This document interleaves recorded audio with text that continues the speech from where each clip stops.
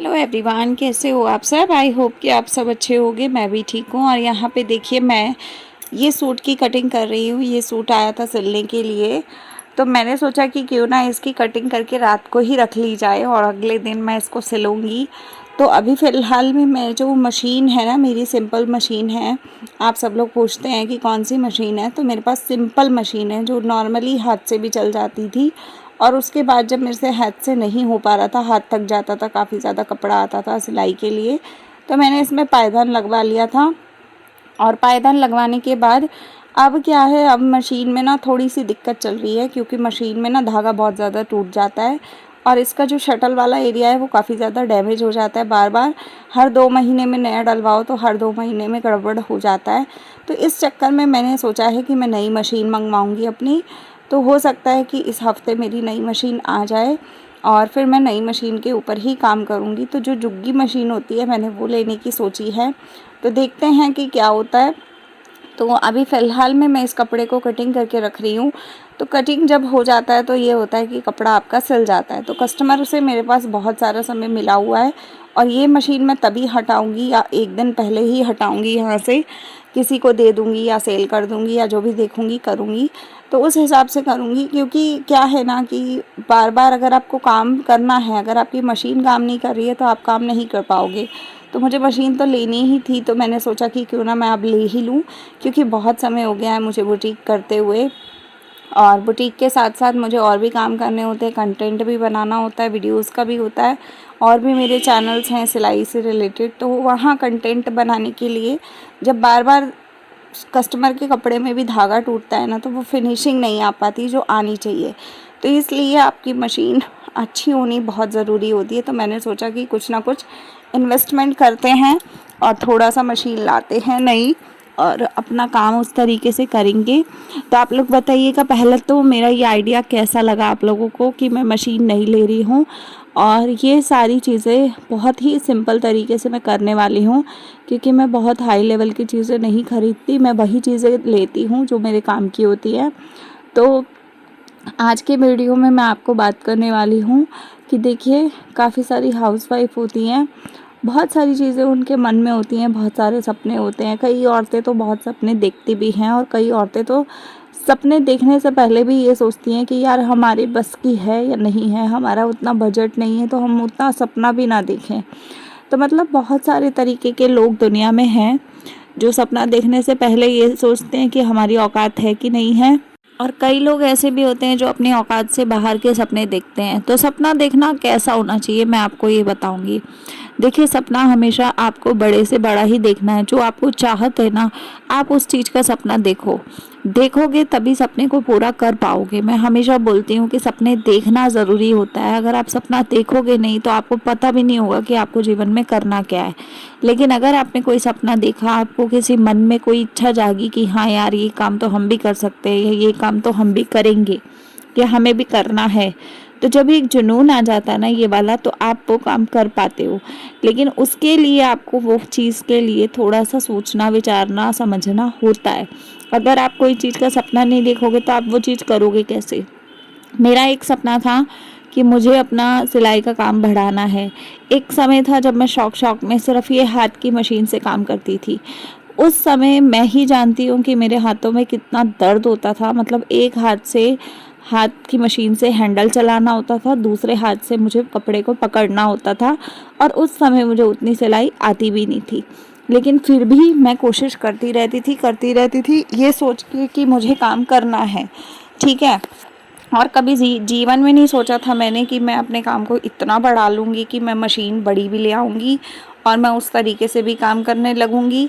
और कभी मैंने ये भी नहीं सोचा था कि मैं सिलाई के चैनल भी बनाऊँगी। तो आज की डेट में आप देखो, जो चीज़ें नहीं भी सोची थी ना, वो भी मैं कर रही हूँ। क्यों कर रही हूँ, क्योंकि मेरे को एक शौक़ था सिलाई का, और उस शौक़ को मैंने कब अपना हाथ का हुनर बना लिया, या ये बोलो कि पैसे छापने का जरिया बना लिया, ये मुझे भी नहीं पता चला, ठीक है। तो ये सिर्फ मेरा शौक़ था, और शौक़ को मैंने कब अपना कमाई का ज़रिया बना लिया, ये मैं धीरे धीरे समझ पाई हूँ। और मैं आपको भी यही कहूँगी कि मैंने एक शौक में सिलाई का काम सीखा था, सीखा भी नहीं था, यूट्यूब से ही, मतलब मैं लोगों के वीडियो देखती थी, धीरे धीरे मैं वो कपड़े पे बनाती रहती थी। पुराने कपड़े ले आया करती थी, लोगों के थान के टुकड़ों में से कटवा के ले आती थी, कुछ कुछ पैसों को बचा के। और फिर मैंने सिलाई मशीन अपने मम्मी के वहाँ से उठा ली थी, ये ऐसी पड़ी थी, किसी काम की नहीं थी। होता है ना स्टोर रूम में सड़ रही होती है, वो सड़ रही थी ये मशीन, वहाँ से मैंने मशीन उठा ली थी। तो मैंने बोल दिया था कि थोड़े दिनों के लिए ले रही हूँ, लेकिन आज देखो कि इतना काम चला लिया मैंने इससे कि अब मैं अच्छे खासे अर्निंग इसी मशीन से कर चुकी हूँ। और इतना पैसा तो कमा ही चुकी हूँ कि भाई ऐसी मैं 4 मशीनें 5 मशीनें भी ख़रीद पाऊँ। तो इतना पैसा मैंने इससे कमाया है, ठीक है। और उसके बाद मैंने इससे कमाया भी है और सीखा भी है। तो सोचो कि मैंने इस मशीन से अपने पूरे पैर मजबूत किए हैं, और उसके बाद अब मैं कुछ नया करने की सोच रही हूँ। तो ये सारी चीज़ें तब हुई जब मैंने एक शौक़ को अपने समझा। जब मेरा शौक़ था तो उस चीज़ को मैंने उस पे काम किया, धीरे धीरे इतना काम किया कि वो शौक़ कब मेरा कमाई का ज़रिया बन गया मुझे खुद भी नहीं पता। और आज भी मैं ये बात बोलती हूँ कि मैंने बहुत कुछ सीखा है इस मशीन से। जिस समय मैं इसके ऊपर हैंडल वाली मशीन से काम करती थी ना, उस समय मेरे हाथों में बहुत पेन होता था, लेकिन फिर भी मैं इतनी पागल हो चुकी थी एक टाइम पे कि मैं करती रहती थी। मुझे इतना शौक़ था कि मैं करूँगी। फिर एक दिन मुझे ऐसा लगा कि मुझे एक ऑप्शन दिखाई दिया कि इसमें पैरों वाली मशीन भी मैं बना सकती हूँ। उसके लिए क्या होगा कि दोनों हाथ फ्री रहेंगे, पैरों से चलाना होगा, तो मैं दोनों हाथों से, फ्री हाथों से ना डिज़ाइन बना पाऊँगी। किसी भी कपड़े के ऊपर कोई डिज़ाइन बनाना होता है ना, तो हाथों से हेल्प लगती है कि कपड़े को अच्छे से पकड़ना, है ना, कपड़े को कंट्रोल करना और मशीन के साथ चलाना। तो जब आप शुरू में काम करते हो ना, तब आपको नहीं पता होता कि क्या कुछ चाहिए होता है, लेकिन धीरे धीरे मेरे बात ये वाली समझ में आई, तो मैंने जाके ये पायदान ख़रीदा और पायदान लगा लिया। और आज भी मेरी मशीन में आप देख सकते हो हैंडल आज भी लगा हुआ है। बस जब मेरा हैंडल मन करता है तो मैं उतार देती हूँ, और जब मेरा मन करता है तो मैं लगा लेती हूँ। तो इस तरीके से मैंने इस काम की शुरुआत की थी, ठीक है। उसके बाद धीरे धीरे ये सब चीज़ें चलती रही और आज की डेट में ये मशीन एक बार रिपेयर भी मैंने कराई है। बीच में शटल ख़राब हुई थी जब, तब मैंने इसमें बहुत सारी चीज़ें नई डलवाई थी, लेकिन अभी 2 से 3 महीने बीते हैं और ये फिर से गड़बड़ कर रही है। तो अब मुझे लगता है कि इसको रिपेयरिंग की ज़रूरत नहीं है। ये बोल रही है कि मुझे छोड़ दो, मेरी जीवन को यही अंत कर दो। तो फिर मैं अब इसको छोड़ दूँगी, अब मैं इसको रखूँगी नहीं। बिकॉज़ क्या है ना, दिक्कत कर रही है, तो फिनिशिंग नहीं आती है। कस्टमर के कपड़े में फिनिशिंग चाहिए ही चाहिए। अगर आप किसी से 2 पैसे लेते हो ना किसी चीज़ को सिलने के, तो मुझे लगता है कि उसको प्रॉपर काम देना चाहिए।